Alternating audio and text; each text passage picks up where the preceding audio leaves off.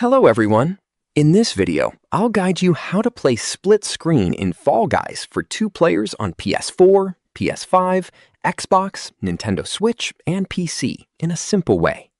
First, make sure both controllers are connected to your console or PC before starting the game. Now, launch Fall Guys and go to the main lobby. On consoles like PS4, PS5, Xbox, or Nintendo Switch, press the second controller's Start or Options button to join the party. The second player will then appear in the lobby. If you are on PC, connect 2 controllers first, then start the game and press the second controller button to join as player 2. Make sure both accounts are signed in properly if required.